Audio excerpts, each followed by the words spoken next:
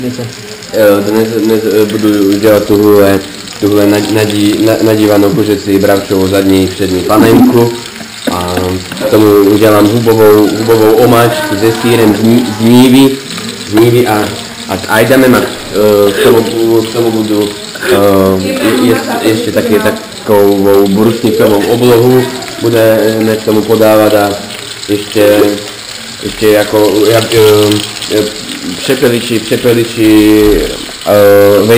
vejce, no to bude jako. Ještě jsem to nedělal, ještě jsem nedělal takto z těchto krevet, ještě jsem nedělal. Já myslím, že... Hlavně jaký postup.